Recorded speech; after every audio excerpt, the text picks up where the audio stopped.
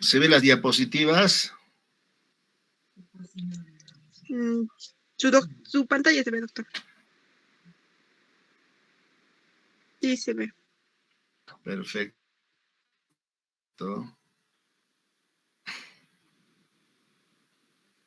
Ahora también, ¿no? Sí, doctor. Ya. ¿Ya estamos? No estamos todavía. Estamos, doctor. Ya, entonces yo creo que empezaremos. Bien, creo que esta es la última clase. Había programado esta clase porque es un tema que con cierta frecuencia van a ver en los hospitales. Y si uno revisa las historias clínicas, casi seguro que ustedes van a ver, no hay muchos acuerdos, o el acuerdo no es uniforme en relación al manejo de embarazo prolongado. Cuando una gestante presenta embarazo prolongado, en realidad el embarazo prolongado genera problemas tanto en el producto de la gestación como en la madre, como vamos a ver. Por lo tanto, durante el control prenatal tenemos que precisar, ¿realmente se trata de un embarazo prolongado o no se trata de un embarazo prolongado? Hay casos en los cuales a veces, si una gestante no se controla, por lo tanto viene al hospital mencionando fecha última, menstruación, errado, nos puede hacer cometer un error. Muchas veces nos permite o nos hace que terminemos el embarazo antes de tiempo. Entonces, cuando uno termina el embarazo, a veces nos vemos con la sorpresa de que estamos frente a un embarazo de 36 semanas. Otras veces, lo contrario.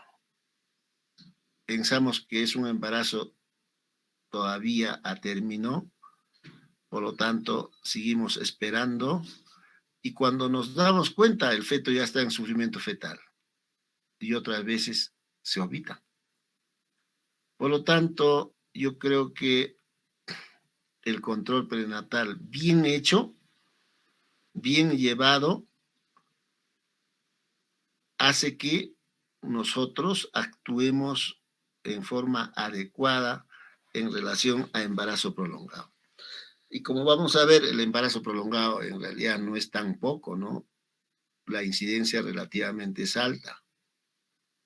Es similar a placenta previa, DPP, preeclámpticas, eclámpticas.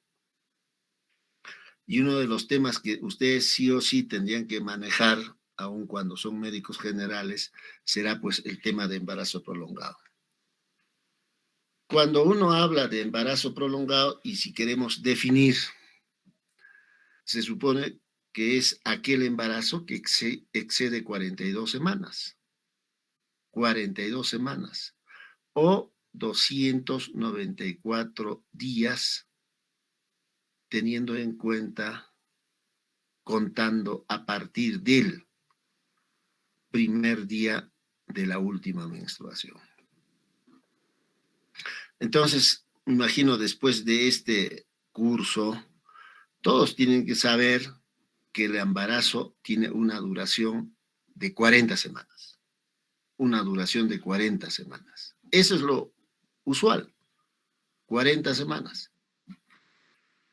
2, se dice que un embarazo es a término a partir de 37 semanas. 37 semanas. Por lo tanto, un feto puede nacer a partir de 37 semanas sin complicaciones relacionadas por la madurez, porque a partir de 37 semanas, teóricamente, el feto está maduro. Pero, si bien es cierto, la duración es 40 semanas, nosotros podemos darle opción a que el parto se presente hasta 41 semanas. A partir de 41 semanas tenemos que empezarnos a preocuparnos y preguntarnos por qué no se produce el parto. Entonces, cuando uno habla de embarazo prolongado, aquel embarazo que excede 42 semanas o 294 días a partir del primer día de la última menstruación. Ahora, hace un rato les mencionaba, el embarazo prolongado es considerado de alto riesgo porque puede generar problemas de morbilidad, mortalidad en el feto, así como en la gestante. Hay otro término que seguramente ustedes van a escuchar o han escuchado en la práctica, embarazo en vías de prolongación. O seguramente en otros hospitales consideran como embarazo a término tardío. Cuando se dice que uno está frente a una gestante a término con embarazo en vías de prolongación o embarazo a término tardío, cuando presenta o tiene entre 41 y un día a 42 semanas. 41 semanas con un día hasta 42 semanas. Porque si la gestante tiene 42 semanas y un día, ya se considera como que estamos frente a un embarazo prolongado.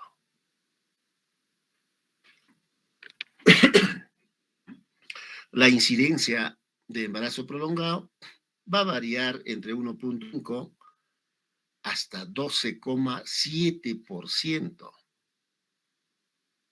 según reporte de diversos autores, diversos textos que uno puede revisar. Pero esta incidencia en promedio será de 2,6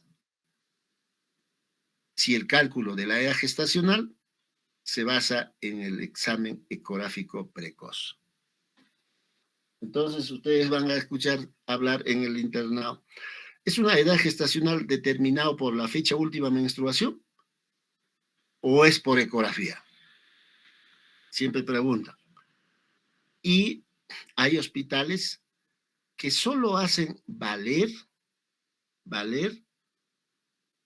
la edad gestacional si se ha demostrado o si se ha determinado por ecografía. Pero tiene que ser una ecografía precoz, vale decir una ecografía hecho entre 7 semanas y 11 semanas. Una ecografía hecho por un ginecólogo.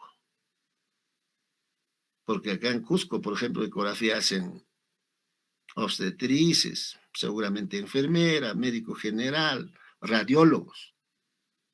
Para estos fines, o por lo menos en obstetricia y en ginecología, la ecografía debe ser hecho por el ginecólogo. Lógicamente, un ginecólogo que esté capacitado. Este es un cuadrito de embarazo prolongado del Hospital Antonio Lorena. Si ustedes observan, por ejemplo, en el año 2011, número total de partos, hemos tenido 3.473. De estos, 192 era de embarazo prolongado, que representa 5,5%. El 12, más o menos por ahí, 3.594 partos, de esto 126 embarazos prolongados, que representa 3,5%. Y así podemos ir viendo en el año 2015, 3.565, de esto embarazo prolongado 105, que representa 3%. Entonces, como verán ustedes, en el Hospital Lorena, nuestro porcentaje de embarazo prolongado va a ir variando 5,5%, 3,5%, 3%, 4,7% y 3%. Por ahí varía. Por lo tanto, está dentro de lo que está establecido de estadísticas a nivel mundial, ¿no? Similar, cómo va evolucionando de año a año el porcentaje de embarazos prolongados.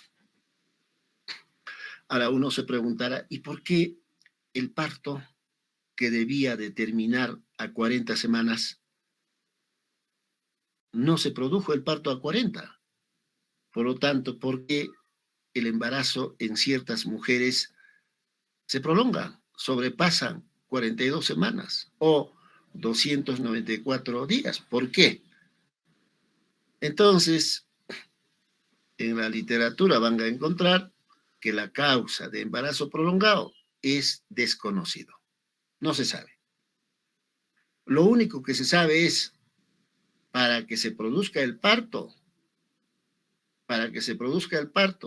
se requiere de una serie de cambios a nivel del feto, a nivel de la gestante, madre, y también a nivel de la placenta. Cuando simultáneamente se presentan cambios a nivel del feto, a nivel de la madre y a nivel de la placenta, se desencadena el trabajo de parto y se va a producir el parto. Pero hay casos en las que en ciertas gestantes no se produce, por lo tanto se va prolongando el embarazo. Entonces, cuando uno está frente a un embarazo prolongado, se supone hay una serie de cambios.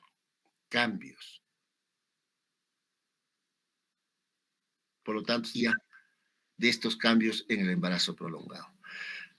Por lo que, si yo estoy frente a una gestante como embarazo prolongado, debo de analizar, observar cambios que se producen a nivel de la placenta, cambios que se producen a nivel del líquido amniótico y también cambios que se producen en el feto.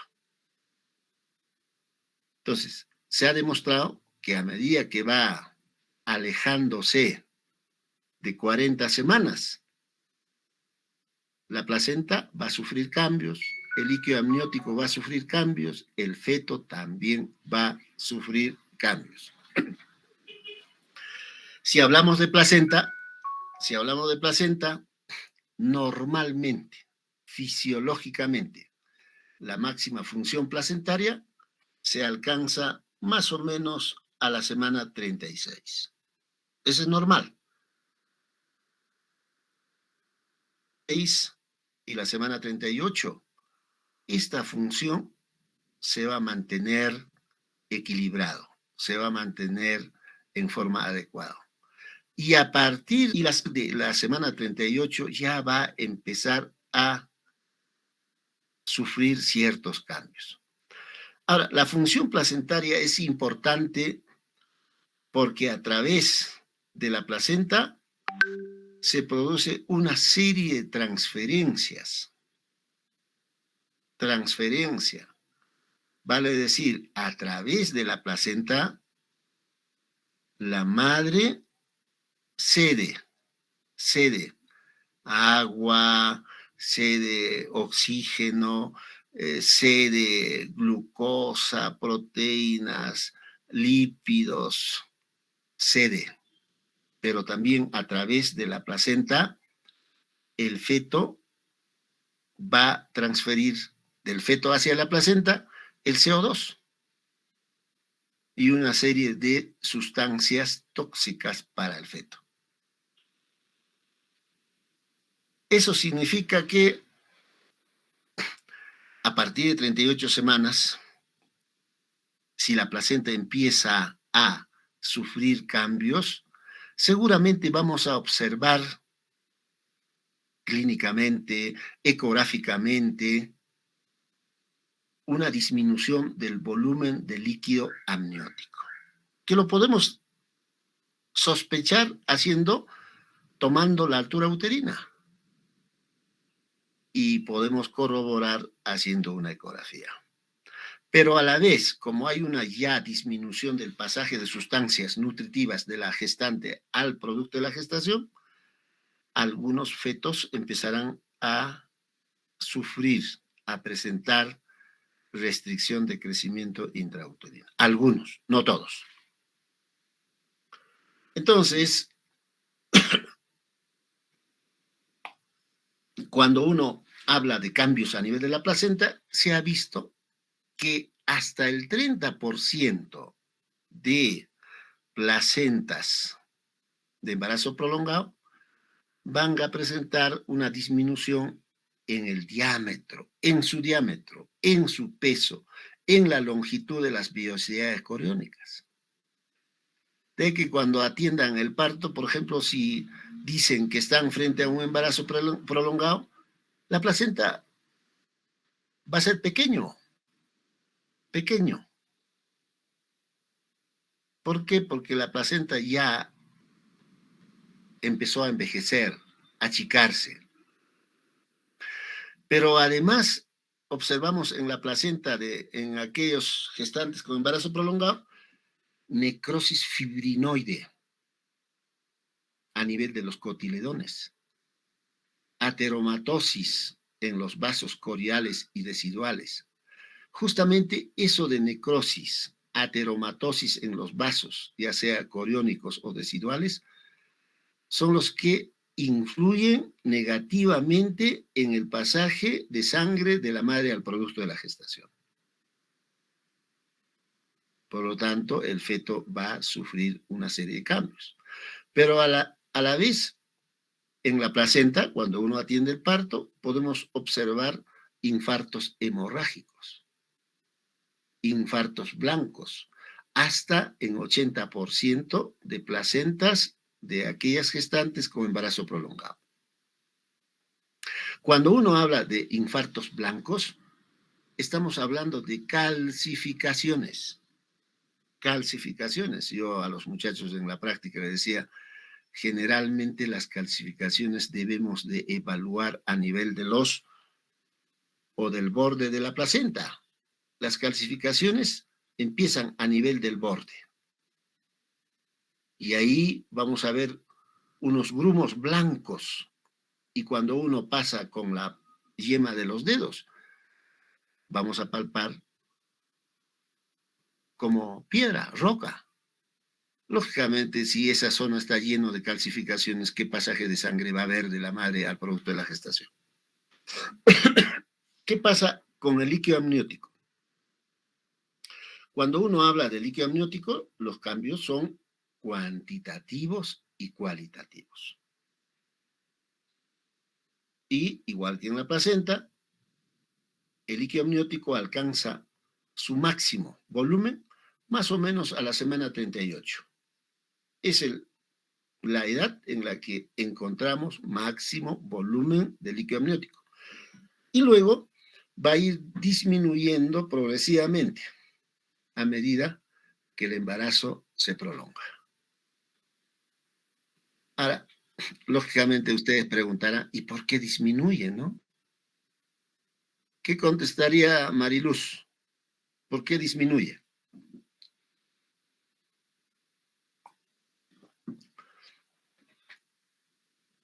¿Alguien puede contestar o no?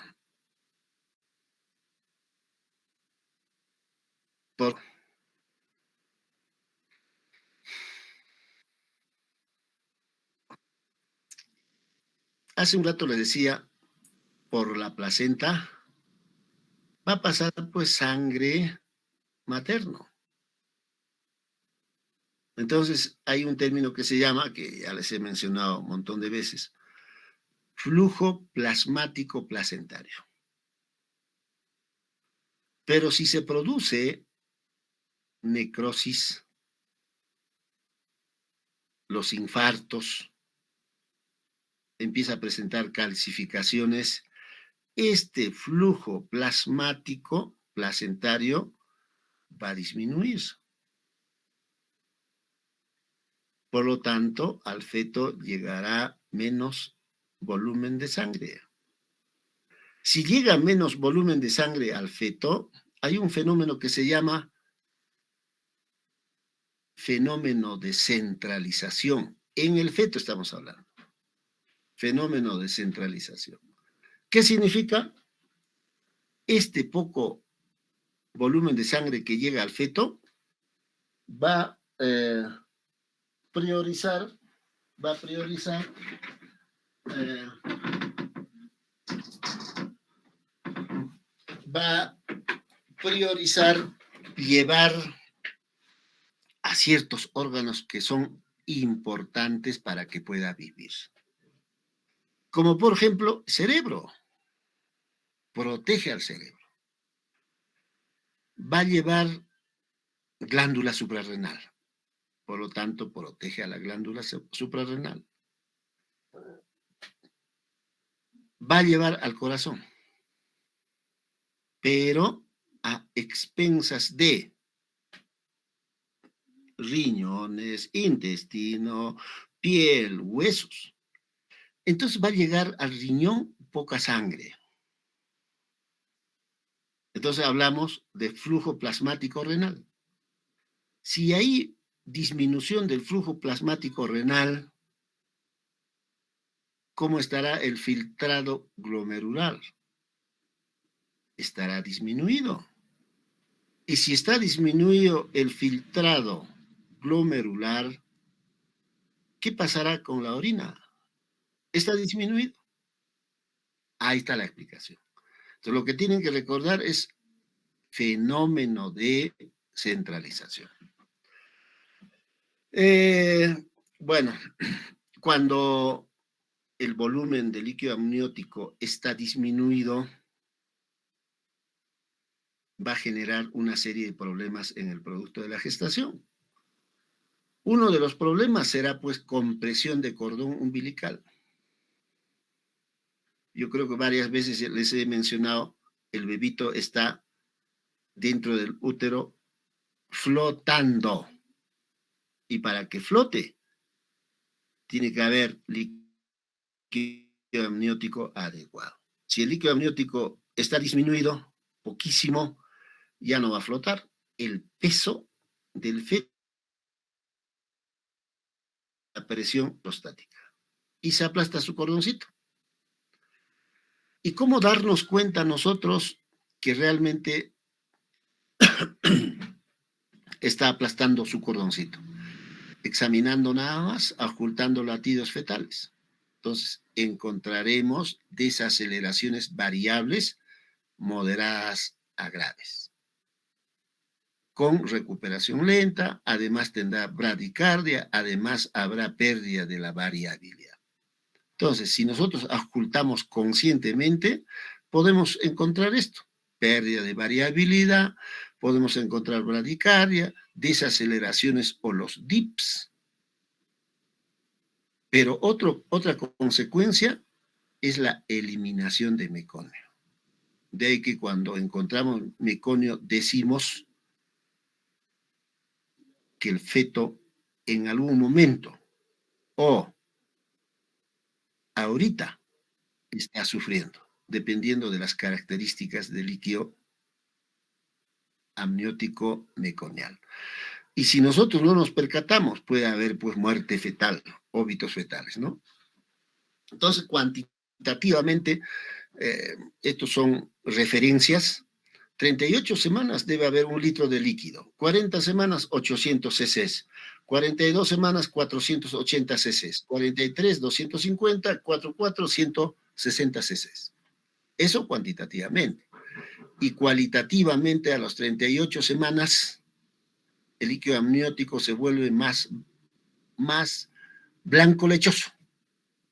Blanco lechoso. Ustedes van a encontrar en los libros, blanco lechoso. ¿Por qué blanco lechoso? Con grumos, lo que interesa, presencia de grumos, por descamación del vérmix gaseoso. Pero cuando uno habla de cambios cualitativos, uno puede encontrar líquido amniótico amarillo verdoso, o amarillento, o verdoso, fluido, verde fluido, o puré de arvejas. Esto me dice que ha habido expulsión de meconio. Entonces uno se preguntará, ¿y por qué ha habido expulsión de meconio? Porque el feto está sufriendo, si es que es verdoso, puré de arvejas, o el feto en algún momento sufrió y se recuperó. ¿Cuándo puedo decir que sufrió y se recuperó? Cuando encontramos líquido amniótico amarillento o amarillo verdoso. ¿Qué va a pasar con el feto? Se ha visto que entre 10 a 20% de los fetos de embarazo prolongado muestran signos de restricción de crecimiento. Y 80%, lógicamente, van a tener peso adecuado o incluso fetos con macrosomía fetal. Entonces, si hablamos de macrosomía fetal, se ve que entre 38 y 40 semanas, solo el 10% de los fetos son macrosómicos. Y si evaluamos fetos de 41 semanas, el 20% van a ser macrosómicos. 42 semanas, 34%. Tanto fetos con restricción de crecimiento, así como fetos con macrosomía, generan problemas. Generan problemas en el feto o también generan problemas en la gestante. Por ahí que la preocupación, ¿no? Les decía, no se sabe la causa de un embarazo prolongado, pero se conocen los factores de riesgo. Y si hablamos de factores de riesgo, la primigravidez es un factor de riesgo, antecedentes de embarazo prolongado, embarazos anteriores, es otro factor de riesgo, índice de masa corporal mayor de 25, es otro factor de riesgo, fetos macrosómicos, antecedentes de fetos macrosómicos, feto macrosómico actual también es un factor de riesgo. Se ha visto más embarazo prolongado en fetos con sexo masculino, de proporción fetopélvica, hipotiroideas y algunas anomalías congénitas en el feto, como anencefalia, son factores de riesgo. ¿Cómo hacemos el diagnóstico de embarazo prolongado? Básicamente es clínico, ¿no? Y esto se corrobora con la ecografía. Por lo tanto, si hablamos de diagnóstico, nos basamos en la clínica, teniendo como sospecha clínica, hacemos una ecografía. Lógicamente, la ecografía directamente no nos dice que es un feto de embarazo prolongado, no nos dice. Indirectamente nos va a decir que estás frente a un embarazo prolongado, indirectamente, teniendo en cuenta el líquido amniótico, teniendo en cuenta grado de maduración placentaria y, lógicamente, el feto, ¿no? Si hablamos de diagnóstico clínico, lo más importante es establecer correctamente la fecha de última menstruación. Es lo más importante. Especialmente en señoras o mujeres que vienen del campo, a veces no controlan adecuadamente su fecha última menstruación.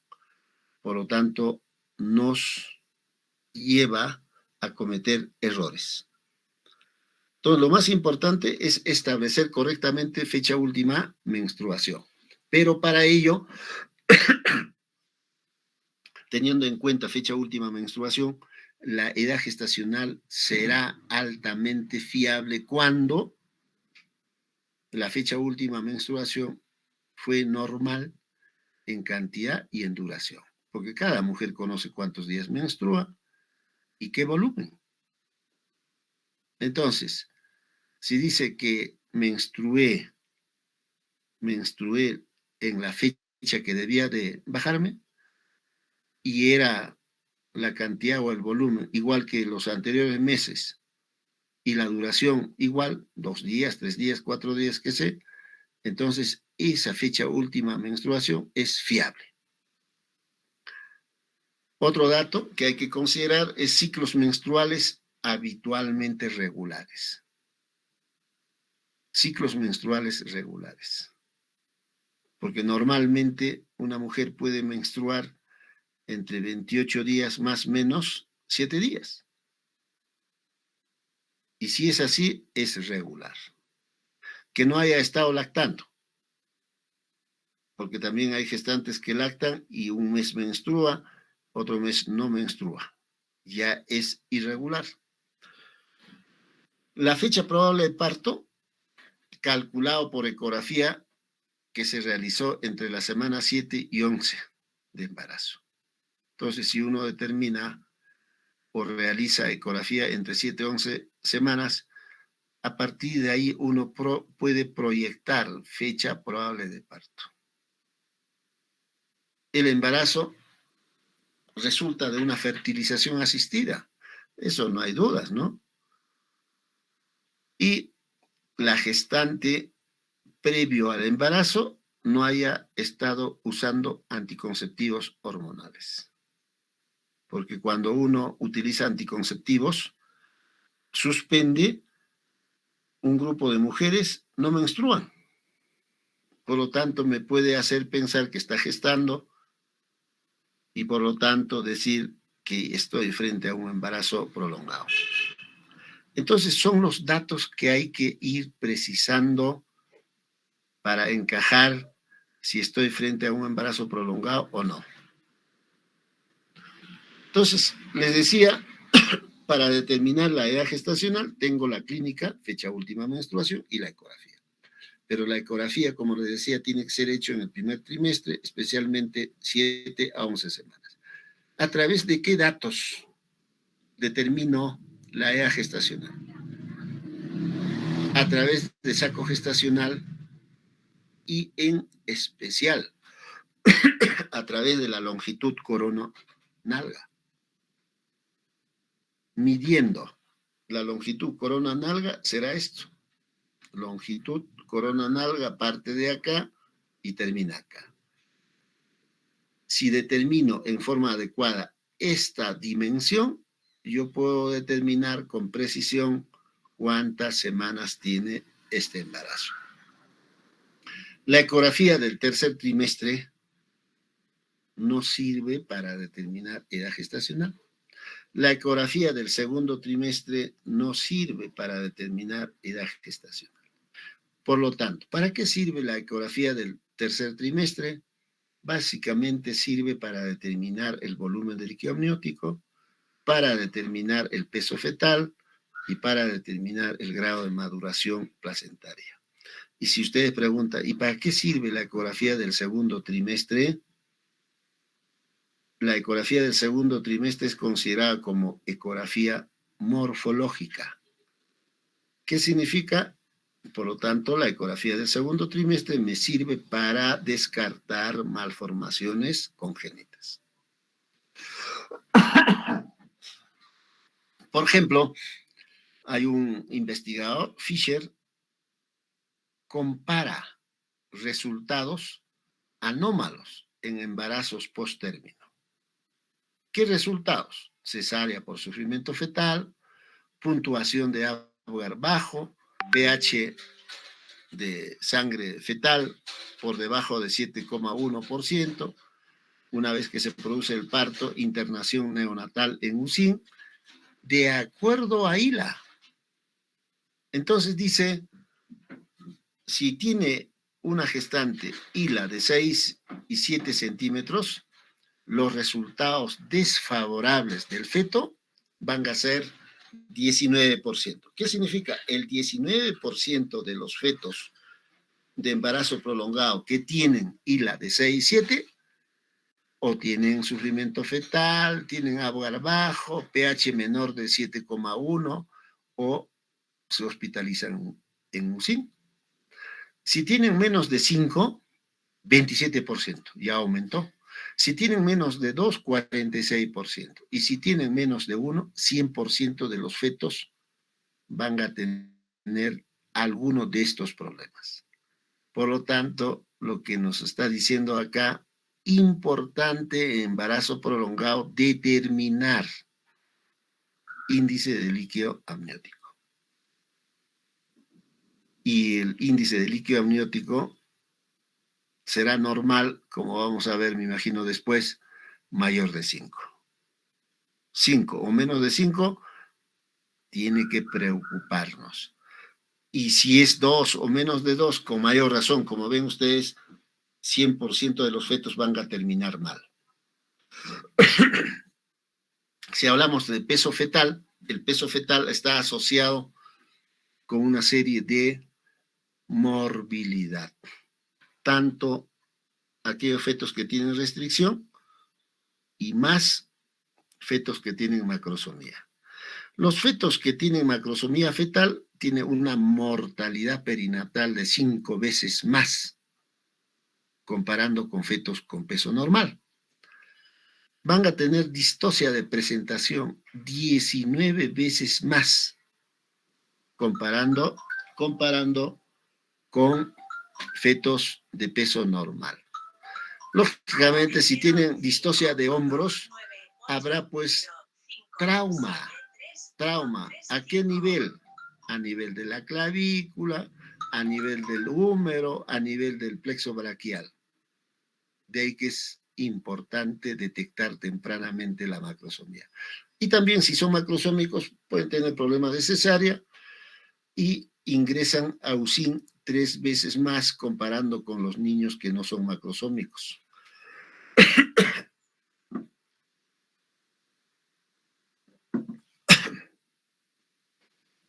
Si hablamos de grado de maduración placentaria, la presencia de una placenta grado 3 lógicamente no está relacionado en el 100% con sufrimiento fetal. Pero me dice que ya es una placenta vieja. Y una placenta vieja generalmente se observa embarazos prolongados. En la determinación de embarazo prolongado hay hospitales que utilizan la amnioscopía, el amnioscopio, que es el aparatito, y el procedimiento que se realiza es la amnioscopía. Y a través del amnioscopio uno puede estudiar cualitativamente el líquido amniótico. El amnioscopio, o para realizar la amnioscopía, la paciente tiene que estar en posición ginecológica, colocar espéculo, ubicar el cuello uterino y a través del orificio cervical externo, uno coloca el amnioscopio. Es como una lente. Y a través de esta lente estudio características macroscópicas cualitativas del líquido amniótico. Si encuentro líquido verde, el feto ha sufrido. Si yo encuentro líquido amarillo verdoso, digo que ha sufrido. Si encuentro líquido amniótico verdoso, está sufriendo. Si encuentro líquido amniótico puré de arvejas, está sufriendo y se va a morirse. Para eso me sirve esta prueba de amnioscopía.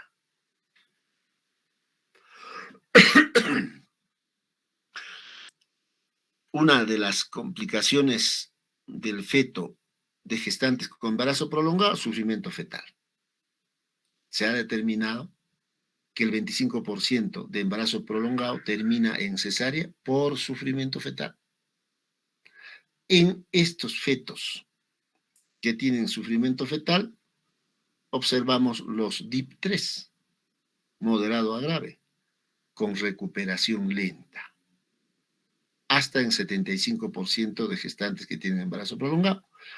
Pero a la vez observamos bradicardia fetal, con pérdida de la variabilidad. Y en menor proporción o frecuencia observamos los DIP2. Ahora, uno se preguntará, ¿y por qué estos fetos de embarazo prolongado presentan sufrimiento fetal? Está directamente relacionado con presión de cordón por oligohidrámenos. Y a la vez está relacionado con una insuficiencia placentaria. Lógicamente, la placenta de estos fetos, de estas gestantes con embarazo prolongado, la placenta ya está viejo, calcificado, que tiene infartos, y menor pasaje de sangre que me va a generar sufrimiento fetal. Otro problema de estos fetitos de embarazo prolongado es aspiración meconial, complicación grave que puede llevar a la muerte del producto de la gestación. Y esto de aspiración meconial se observa hasta en 50% de gestantes que tienen más de 42 semanas. Y el problema de aspiración meconial se presenta cuando el meconio es denso o espeso. ¿Cuándo decimos que el líquido amniótico es denso o espeso? Cuando el líquido amniótico presenta puré de arvejas. Líquido amniótico, puré de arvejas. Líquido espeso. Entonces, si estamos frente a una gestante con líquido amniótico disminuido y como consecuencia del sufrimiento fetal, el feto eliminó meconio, el líquido amniótico meconial será espeso.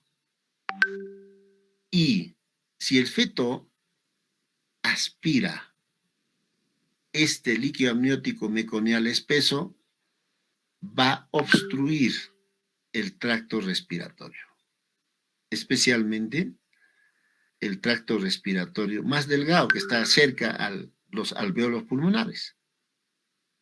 Y muchas veces este líquido amniótico meconial espeso llegará hasta los alvéolos pulmonares. Y si llega a los alvéolos pulmonares, bloquea la acción del surfactante.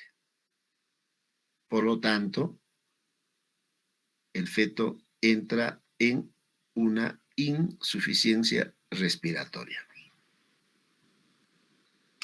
Otro problema que observamos en el feto de este tipo de gestantes es el trauma fetal.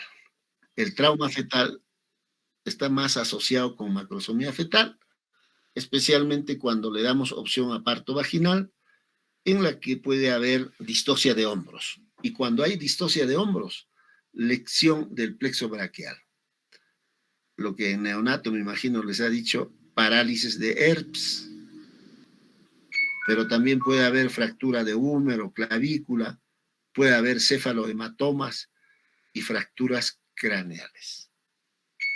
De ahí que en esta parte del mundo, Latinoamérica, se considera un feto macrosómico cuando es, o el peso es de 4 kilos, 1 gramo. Y si eso es verdad, todo feto macrosómico debe terminar por vía abdominal, no por vía vaginal. ¿Por qué? Porque existe riesgo de distocia de hombros y las consecuencias de esta, ¿no? Otras complicaciones, hipoxemia fetal, daño a nivel sistema nervioso central y a veces se ovitan. Complicaciones maternas, así como hay complicaciones en el feto, hay complicaciones maternas. Si hablamos de complicaciones maternas, aumenta la incidencia de cesáreas. Hace un rato les decía hasta 3 veces. Trauma a nivel de canal del parto. Estamos hablando de desgarros.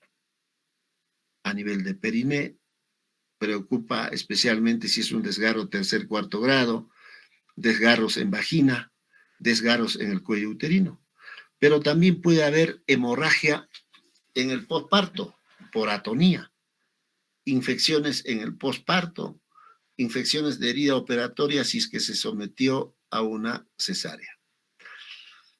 Hecho el diagnóstico, hay que hacer el manejo correspondiente, y si hablemos de manejo correspondiente, dentro de las medidas generales, es que toda gestante que tiene una edad de 41 con un día debe de hospitalizarse. ¿Con qué diagnóstico? Con el diagnóstico de embarazo en vías de prolongación o embarazo a término tardío.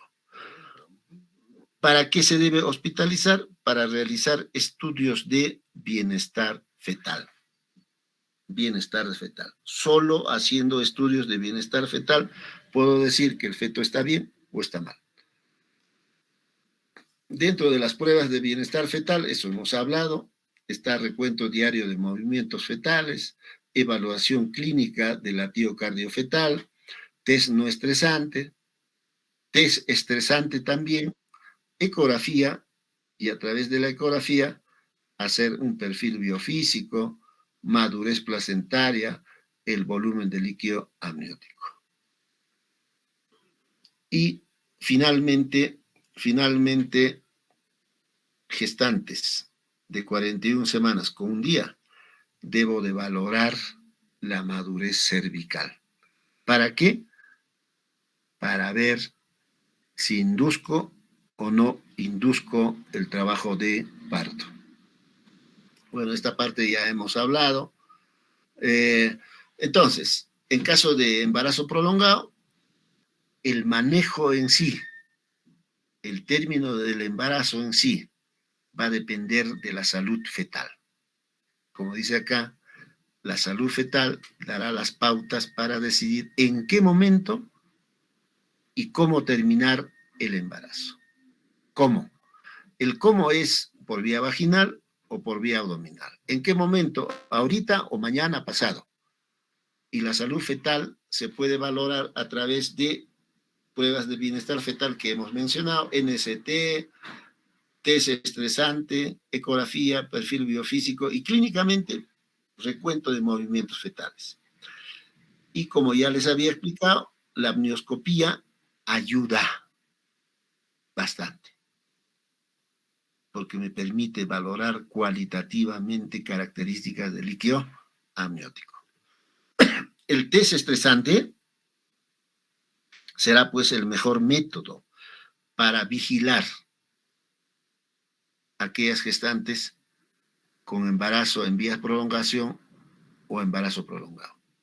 Ningún otro test ha superado a esta prueba test estresante. El único problema de test estresante, por lo tanto desventaja, requiere un poquito de tiempo. No sé si ustedes tienen la idea de cómo se hace el test estresante. Eso hemos hablado en pruebas de bienestar fetal. Por lo menos en Lima, todas las gestantes que tienen embarazo, que tienen diagnóstico de embarazo en vías de prolongación y en especial embarazo prolongado, tienen que tener test estresante. Se debe realizar test estresante. Y de acuerdo al resultado de esta prueba, se termina el embarazo, ya sea por vía vaginal o ya sea por vía abdominal. Gestantes que superan la semana 41, significa 41 con un día, tenemos dos estrategias. Uno, una conducta activa, una vez que se hospitaliza. ¿Qué significa conducta activa? Puedo inducir el trabajo de parto, terminar el embarazo. Y la otra opción es que termino el embarazo por vía abdominal. A ver, un segundo. ¿Aló? ¿Aló? Dígame.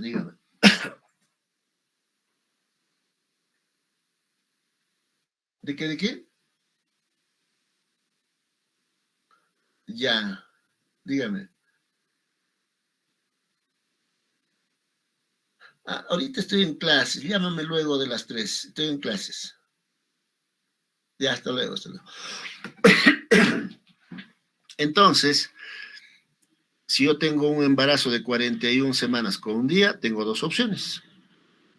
Lógicamente, debo de hospitalizar y en el hospital tomo dos acciones, dos conductas.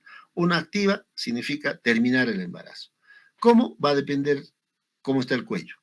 Lo puedo inducir, por lo tanto termino por vía vaginal. No hay condiciones, o el feto está en transverso, podálico, hay una desproporción fetopélvica, mala pelvis, cesárea. Esa es una conducta activa. Y la otra es conducta expectante. ¿Qué significa? todavía no lo terminó el embarazo. Significa hago una supervisión fetal hasta cumplir la semana 42. Luego induzco, si hay condiciones. En lo que respecta a conducta activa, como ya les había mencionado, terminar el embarazo cuando se verifica que el cuello está maduro. Si el cuello está maduro, induzco y termino con el embarazo. Si, claro, termino el embarazo por vía vaginal. Si el feto tiene oligohidramnios, también termino el embarazo, ya sea por vía vaginal o por vía abdominal. ¿Cuándo será por vía abdominal? Si el líquido es 2 o 1, por debajo de 2. Pero si el líquido amniótico es 3, 4, 5, lo puedo inducir. También lo termino si el feto es macrosómico, será por vía abdominal. Líquido amniótico meconial, termino el embarazo por vía abdominal. Pruebas de reactividad normales en NST, CST, termino el embarazo por vía abdominal. Feto con anomalías, puedo terminar por vía vaginal o por vía abdominal. Y si la gestante, además de tener embarazo en vías de prolongación o embarazo prolongado, tenga diabetes, hipertensión, también debo determinar que puede ser por vía vaginal o abdominal. ¿En qué caso hacer cesárea? Cuando he decidido inducir, pero no me responde. Entonces lo hago la cesárea con el diagnóstico de inducción fallida. También haré cesárea cuando monitorizando latidos cardiofetales encuentre alteraciones del patrón frecuencia cardíaca fetal durante el trabajo de parto tipo DIP2, hay una disminución de la variabilidad, desaceleraciones variables graves, o el feto está bradicárdico o taquicárdico. También hago CESOL. Líquido amniótico meconial espeso. Está sufriendo en este momento. Por lo tanto, tengo que terminar el embarazo por cesárea. Si es macrosómico, lógicamente, ¿no? ¿Qué hacer en estos casos? Cuello inmaduro, líquido amniótico normal, tamaño fetal normal, morfología fetal normal, pruebas de reactividad normales. ¿Qué hacer? Tiene 41 con 3 días, 4 días. ¿Qué hacer? Lo puedo observar. Lo puedo observar, porque todo está normal. ¿Hasta cuándo lo observo? Como hemos mencionado hace un rato, hasta 42 semanas. 42 semanas. Con un día hago el manejo activo. O induzco, opero. Si he asumido una conducta expectante, lógicamente tiene que ser en el hospital, ya no en su casa. Si he asumido una conducta expectante, lo recomendado es que debo de hacer dentro del hospital su NST, debo ir valorando el volumen del líquido amniótico por ecografía y realizar el test estresante. Test estresante, como hace un rato les mencionaba, el mejor método para valorar el estado del feto dentro del hospital. Con ese diagnóstico la gestante ya no puede ir a su casa, tiene que quedarse hospitalizada. Conducta expectante, si el test estresante combinado con la evaluación del volumen del líquido amniótico se supone constituye el mejor método para el control fetal en caso de embarazo prolongado. ¿Qué significa eso? Significa, si el test estresante está bien, vale decir, es negativo, feto está bien, y el volumen del líquido amniótico está dentro de los valores normales, me dice que el feto está bien. Por lo tanto, yo puedo seguir esperando que el trabajo de parto desencadene espontáneamente. Entonces, en algún momento les mencionaba maduración cervical. Maduración cervical. ¿Con qué realizamos la maduración cervical? Con prostaglandinas. Prostaglandinas. En teoría o en práctica, a los muchachos les decía, las prostaglandinas vienen en tabletas de 200 microgramos. 200 microgramos. Entonces, si yo hago tacto vaginal, el cuello es inmaduro y tiene una edad gestacional de 41 con 3, 4, 5 días y asumo que debo determinar por vía vaginal, maduro el cuello. ¿Qué utilizo para madurar el cuello uterino? El misoprostol. ¿Cuánto? 25 microgramos por vía endovaginal. ¿Cada qué tiempo? Cada 6 horas. Cada 6 horas. Entonces, normalmente se debe empezar con la maduración a las 6 de la mañana. La segunda dosis será a las 12 horas.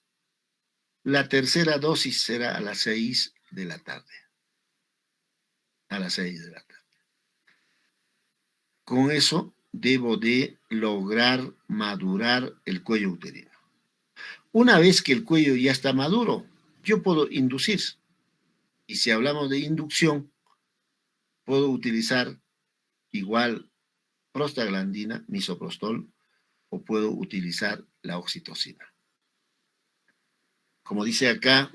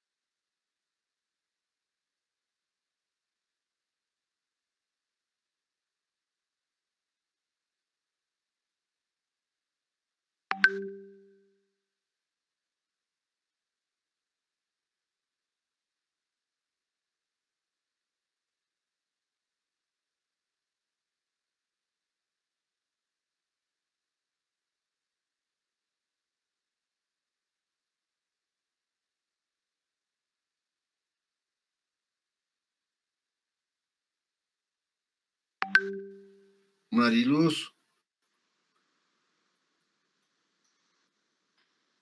9 No sé qué ha pasado. A ver, pero ya estamos por terminar. Falta poquísimo. A ver, vamos a... Faltan un par de diapositivas. Ahí ya hemos hablado sobre eso. Hemos quedado acá, ¿no es cierto? ¿Se ve las diapositivas?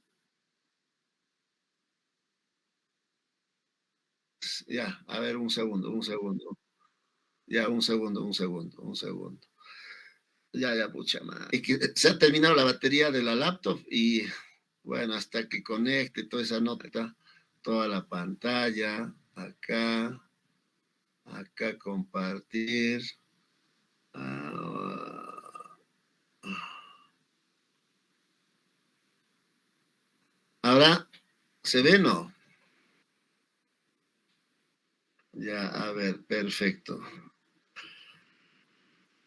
Entonces, les estaba explicando, si yo tengo una gestante de 41 con 2 días, 3 días, 4 días, 5 o más, si el cuello uterino no está maduro, tengo que madurarlo. ¿Qué utilizo para madurar? Prostaglandina, que sería misoprostol. Les mencionaba, el misoprostol viene en tabletas de 200 microgramos. De esos utilizo para madurar 25 microgramos, que debo de administrar de acuerdo a respuesta cada 6 horas. Y les mencionaba en el hospital, bueno, eso está establecido en el mundo, ¿no? La maduración cervical y la inducción se debe empezar lo más temprano posible, no cualquier hora, lo más temprano posible. ¿Cuál es lo más temprano posible? 5 de la mañana, 6 de la mañana. Después que la gestante ha descansado, ha dormido, entonces se debe empezar. Nosotros empezamos a las 6 de la mañana. A las 6 de la mañana le colocamos 25 microgramos. Si no hay respuesta, a las 12 otra vez 25 microgramos. Si no hay respuesta, a las 6 de la tarde otra dosis. Y si no hay respuesta, hacemos descansar a la gestante toda esa noche. Y al día siguiente igual empezamos a las 6, a las 12 y a las 6 de la tarde. Lógicamente tiene que responder, ¿no? Pero es la metodología de maduración cervical. El CLAP significa el Centro Latinoamericano de Perinatología. Es una institución en obstetricia de esta parte del mundo. El trabajo es CLAP, que es una institución de esta parte del mundo en obstetricia, hace una revisión, evalúa, investiga sobre el manejo activo a partir de la semana 41. ¿Qué significa 41 con un día? Hacen manejo activo. ¿Y qué han encontrado en lo que respecta a morbilidad materna? ¿Qué han encontrado en relación a morbilidad materna? Cada 100 gestantes inducidas a partir de la semana 41 se reduce en 21, estamos hablando de 21% de cesáreas. ¿Por qué? Porque si no se induce, seguimos esperando, lógicamente va a haber más opciones de hacer cesárea. Pero si empezamos a inducir 41 con un día, se reduce las cesáreas. Por otra parte, esta institución, el CLAP, compara la inducción con oxitocina versus prostaglandina. ¿Qué debo inducir? Entonces, ellos concluyen que cada 1000 gestantes que se han inducido, se reduce 23 cesáreas si induzco con misoprostol. Y si induzco con oxitocina, solo se reduce 14 cesáreas. Conclusión, ¿qué es mejor? ¿Inducir con prostaglandina o con oxitocina? Es mejor inducir con prostaglandina, con misoprostol. ¿Cuál es el único problema de inducir con prostaglandina? El único problema está en que si la gestante hace taquisistolia, o sea, contracciones demasiado seguidos, no hay forma de extraer ya la prostaglandina del organismo de la mujer. Hay casos que nosotros hemos hecho, si hay una taquisistolia, a veces colocamos un espéculo en la vagina y a través del espéculo echamos agua para limpiar esa zona, porque se supone ahí está la prostaglandina. Lo que no va a suceder con oxitocina. Con la oxitocina, lo único que hacemos es cerrar la llave. Ya no hay pasaje. Como el tiempo de vida media de la oxitocina es 5 minutos, cierras en 5 minutos, las contracciones se van. Mucho más fácil de controlarlo, pero menos efectivo. Por lo tanto, recomienda esta institución inducir el trabajo de parto a partir de la semana 41, o sea, 41 con un día, aún con bicho desfavorable. Y por otra parte, también recomienda para la inducción utilizar prostaglandinas, porque utilizando prostaglandinas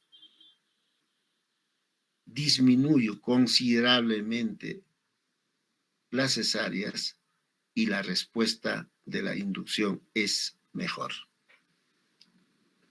Bueno, hasta ahí, eso es lo que estaba pendiente. Quería compartir este tema porque realmente el embarazo prolongado se ve con cierta frecuencia en los hospitales. Lógicamente, esto es manejo de hospital, no es manejo de centros, puestos de salud, es manejo de hospital.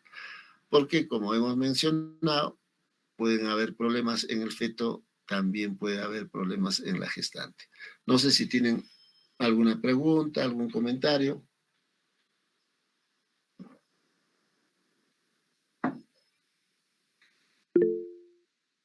¿Ninguno? Doctor, buenas tardes, disculpe. Doctor, mencionó en el caso de que podría existir la inducción fallida. ¿Ya? Doctor, ¿en qué tipo de pacientes podemos encontrar este efecto, esta inducción fallida? ¿Hay alguna predisposición? ¿En qué tipo de pacientes? Sí, doctor. No hay trabajos que digan este tipo de pacientes pueden tener inducción fallida. Esa inducción fallida va a depender de la contextura. Entonces, a ver en las inducciones, las gorditas, índice masa corporal en los hospitales mayor de 25, a veces fracasamos. ¿Cuál es la explicación? ¿Cuál es la razón? No se sabe. ¿Por qué? Porque en el internado van a ver las gorditas. El trabajo de parto demora. El expulsivo demora. Tienen más opción de desgarrarse. Tienen más opción de hacer atonías o hipotonías, por lo tanto hemorragias. También tienen más opción. ¿Cuál es la razón? No sé. Tampoco está escrito, pero se observa.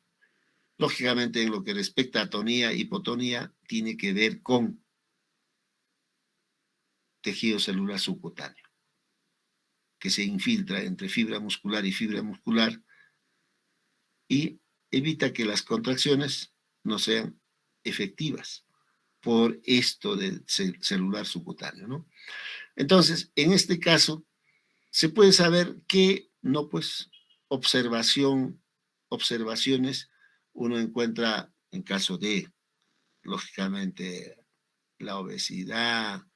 Otro será, de repente, no lo hemos evaluado como debe ser la pelvis límite, o no hemos evaluado adecuadamente el peso fetal, también en este tipo de cosas, ¿no? O lo otro será, pues, realmente no estamos frente a un embarazo en vías de prolongación o embarazo prolongado, sino estamos frente a una gestante de un embarazo antes de 37 semanas, que nos ha dado falsos datos. También pasa eso, ¿no? Eso sería la respuesta. Gracias, doctor. ¿Alguna otra pregunta?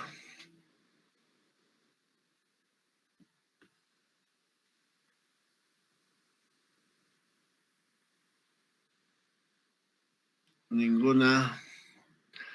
Ya pues vayan a revisar, a estudiar. Nos veremos el día viernes, ¿no es cierto, Mariluz? A las 3 de la tarde, para que me den tiempo para llegar del hospital. Sí, con tranquilidad, para que ustedes también lleguen. Ya pues vayan a revisar. Ya nos veremos ese día. Muy bien, buenas tardes. Gracias, doctor. Bueno, buenas tardes, buenas tardes. Gracias, doctor. Buenas tardes. Gracias, doctor.